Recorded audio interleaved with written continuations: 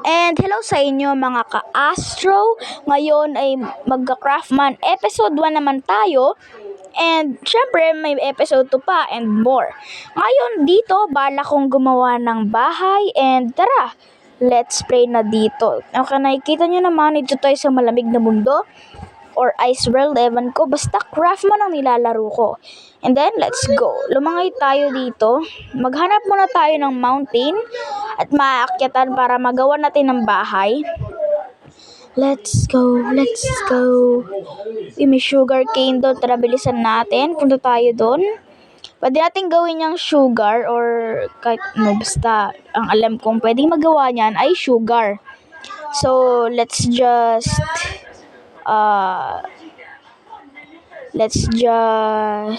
get this. Get this pala. Nag-isip pa ako dun. Umakyat tayo at may ice dito. Lalangoy tayo papunta doon sa nasa harapan nating bundok. Okay, let's go. Pero parang mahirap umakyat doon dahil hindi pantay-pantay ang mga dirts and stones. So, gagawan na lang natin yan ng paraan. Uy, hindi pantay. Okay, sa kabila tayo. Sa kabila. Tayo sa kabila. Okay, dito na lang tayo mag-stop. And dito tayo aakyat. Okay, ahon. And then, hindi din pala pantay. Okay, sige, sirain natin itong mga dirt para may extra dirt tayo mamaya sa mga paparating na pagbaba natin. Yun na lang gagamitin natin paakyat, di ba? Okay, let's go. May red sandstone pa dito. May red sand pala, di red sandstone. Ang dami namang dirt dito. Gamitin ko na nga lang itong yan. Nice. Okay, nandito na ba tayo? Okay, nandito na tayo. So, may space din pa. Daming okay. Siguro, kukunin muna natin itong mga kahoy dito kasi marami tayong pwedeng gawin sa tuktok na to. May space siya for bahay. Ang kailangan natin gawin, gumawa tayo ng crafting table for now.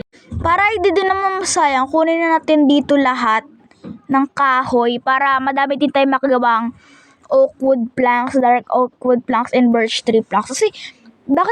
Kasi guys, iba-iba yung puno dito. Nakita ko kanina or mali lang ako. Okay, may birch tree nga. Sirain muna natin tong dito. O diba, oak wood plank. And maglagay tayo ng crafting table in case, diba, maggabi. Pwede tayong pumatay ng tupa. Let's go. Sirain lang natin to. Siguro dark oak wood to kasi sobrang dark niya. Napatay ko na siya, guys.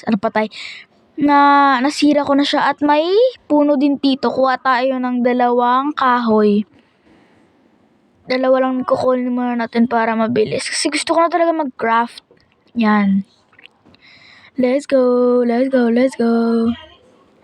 Okay, craft na tayo. Craft tayo dito. Ayan, naka-craft na ako, guys.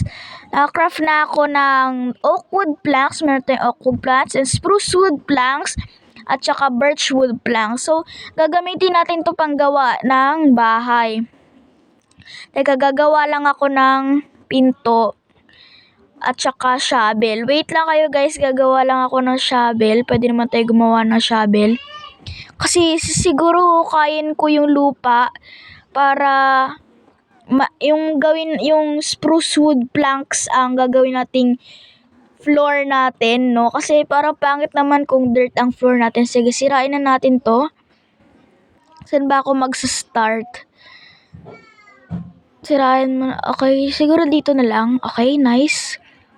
Sirain lang natin to lahat and we're ready. Babalikan ko na lang kayo kung nasira ko na ito mamaya. Hindi tayo mag-fast forward. Ayan. Nasira ko na, guys. Lumulutang pa yung crafting table. At so, gumabi na nga nang nag-iisip ako kung anong ilalagay ko. Medyo nag-skip lang ako kasi gumabi na nga talaga, guys. Ayan, tignan nyo. Wala pa tayong bed for now kasi wala tayong mahanap na wool. Ilagay muna natin to sa floor, diba? Bayan, mali. Ano ba naman to? Sirayan muna natin to. Mali nilagay. Ano ba naman yan? Tatawa pa rin talaga ako sa lumulutang na crafting table na to. Sirain na lang natin to. Ay, kuha natin yan. Ayan.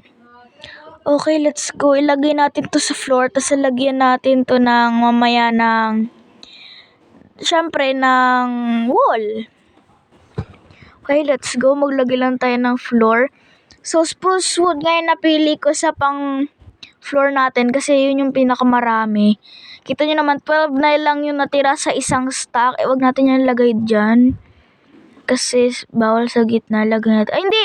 Teka, ba't ko nilagay dyan? Kasi wall dyan, diba? So, lipat natin dito. Saan ba? Dito. Yan. Okay, ngayon maglalagay na ako ng wall. Yan. Diyan tayo maglalagay ng wall. At nakalagay na nga tayo ng wall dito, no? Gagawa na lang ako ng bubong. Pero sa tingin ko kulang pa to. Sa tingin ko guys, kulang pa to. Let's go. Yan, lalagyan natin dito at kailangan natin ng Uy, ba't naka yung crafting table dito? Okay, kailangan natin tong sirain. Lagay natin dito. Yan. Okay guys, mag-uumaga na, tignan natin sa labas. Medyo maliwanag na ang kalangitan, nakikita ko yung araw sa likod, ayun, may shining, shimmering. Ayan. So, let's go nga, kasi pwede na tayong bumaba sa mountain na to. Kasi, ayan, sunset naman na. Pwede tayong bumaba sa baba para makakuha tayo ng sheep at pwede tayong matulog. Uy, may sheep! Wait. What? May sheep. Uy, may baboy pang dalawa. Wait. Okay. Kukunin na natin yung sheep na yon para siya yung isa sa makatulong. Papatayin ko nga Okay. So, kuha muna tayo ng stones dito para makakraft tayo ng stone sword tsaka stone pickaxe. Andun yung crafting table ko. So, pwede naman ako magsira ng stones dito. Yan, tinignan ko yung crafting table ko at ayan, pwede ako gumawa ng pickaxe para mabilis tayong makasira ng stone panggawa ng stone sword tsaka ng stone pickaxe. Sira-sirain lang natin to. Yan, let's go. Para makagawa tayo ng sword at pickaxe. Kasi excited na ako mapatay yung mga sheep. Kasi mag-expert tayo. Okay na siguro yung 6. Gawa muna tayo ng stick, na ubusan pala tayo. Okay, ayan na. Meron tayong stone sword and stone pickaxe. And then, let's go. Okay. Okay, bumaba na tayo. Extra lang tong natin guys, wooden pickaxe. Pero akalain mo na, may pickaxe pala na kahoy. Bumaba na tayo dito. Bukang gagamit na naman tayo ng dirt dito Lumangoy tayo. Okay, gamitin natin yung stone sword natin. Siguro, kill ko na din tong baboy mamaya. Uy, 1 hit, okay.